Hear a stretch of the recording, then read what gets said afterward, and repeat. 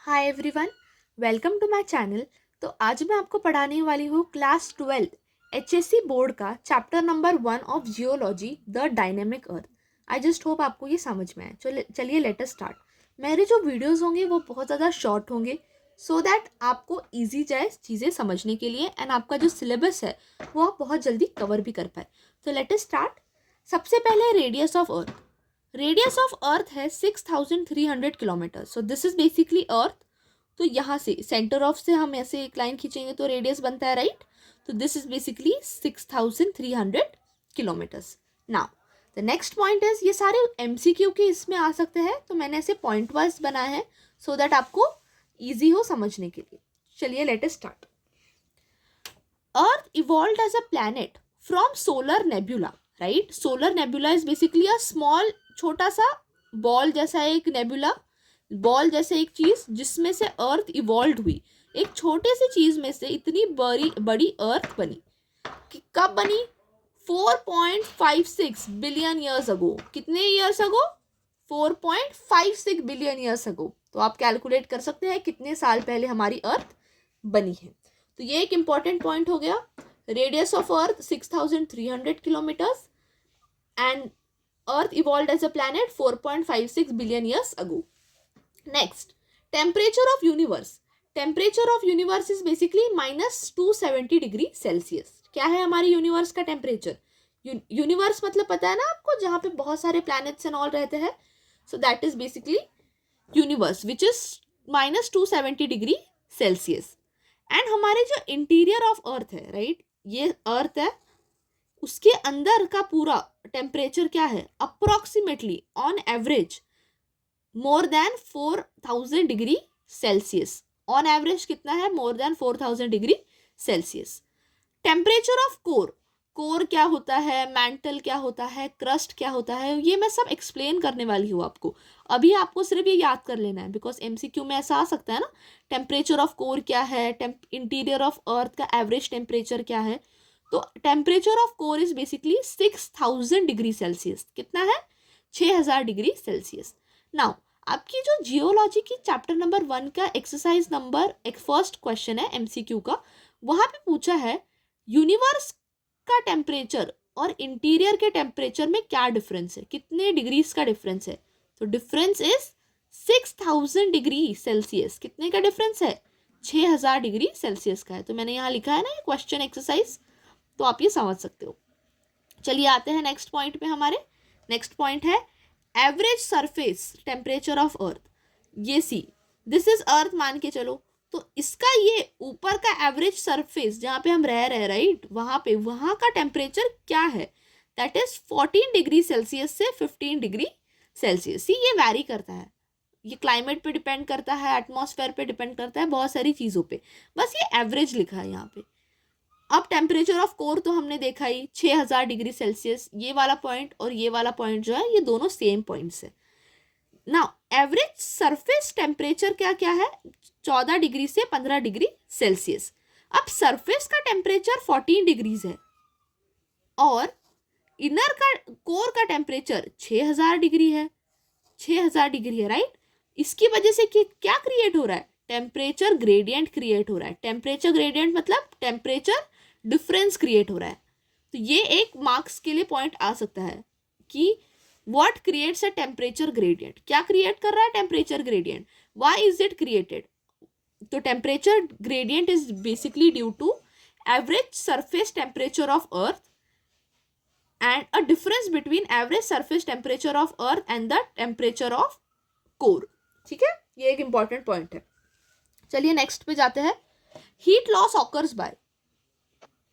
Heat loss क्या होता है? हीट लॉस किससे ऑकर होता है? अब सी, पहले मैं आपको ये बताना चाहूंगी, वो पॉइंट पे हम नेक्स्ट आएंगे। सबसे पहले ये अर्थ है। अब आप सब सोच रहे होंगे कि भाई अर्थ के अंदर ये हीट, हमें सबको पता है ना अर्थ के अंदर मैग्मा होता है। हम ये सोच रहे हैं कि अर्थ के अंदर ये हीट आई तो आई कहाँ से? तो इसका आंसर यहाँ है। Heat generation is in the form of primordial heat form during the formation of planets. तो अर्थ के अंदर जो हीट आई वो कहाँ से आई? जब अर्थ फॉर्म हो रहा था, जब अर्थ बन रहा था, तभी अर्थ के अंदर ये हीट बन गई थी, और इस हीट को हम बोलते हैं प्राइमोर्डियल हीट। क्या बोलते हैं? Primordial heat. ये बहुत इंपॉर्टेंट पॉइंट है, ये इंपॉर्टेंट कीवर्ड है जो आपको आपकी नोटबुक में आपको अच्छे से लिख लेना है, सो दैट आपके एग्जाम्स में आप ये यूज कर सके। प्राइमोर्डियल मतलब पहले से ही हीट है। अब ये जो हीट है वो क्या जा रही है, मैग्मा जो है, यहाँ पे जो मैग्मा है वो क्या हो रहा है, डिफरेंशिएशन हो रहा है, उसका मिक्सिंग हो रहा है। डिफरेंशिएशन मतलब उसके अंदर के एलिमेंट्स ऐसे डिफरेंस कर रहे हैं, मतलब डिफरेंस क्या, यानी जैसे H2 है, ये हाइड्रोजन हाइड्रोजन में टूट गया, वैसे ही यहाँ पे जो बहुत सारे एलिमेंट्स है वो ऐसे डिफरेंशिएट कर रहे हैं, साथ ही में मिक्सिंग भी हो रही है यहाँ पे बहुत सारे एलिमेंट्स की। तो ये एक सिंपल टॉपिक था। अब चलिए नेक्स्ट पे जाते हैं।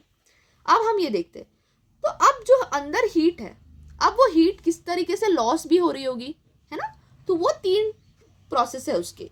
कंडक्शन इज बेसिकली, अगर ये वाला मॉलिक्यूल गर्म है तो इसके बाजू का मॉलिक्यूल अपने आप गर्म हो जाएगा। कैसे गर्म होगा? ये इसको टच करेगा, हीट पास करेगा, इसको टच करेगा, हीट पास करेगा, इसको टच करेगा, हीट पास करेगा। तो ये है एक कंडक्शन का प्रोसेस। तो heat loss occurs by conduction also. उसके बाद है कन्वेक्शन का प्रोसेस। कन्वेक्शन का प्रोसेस समझाने के लिए मैं आपको एक एग्जांपल देती हूँ। सी कहाँ दूँ, यहाँ देते हैं। ये है एक बर्तन, यहाँ लगाई आपने हीट, आग लगाई, ठीक है। इसमें आपने डाला बहुत सारा पानी।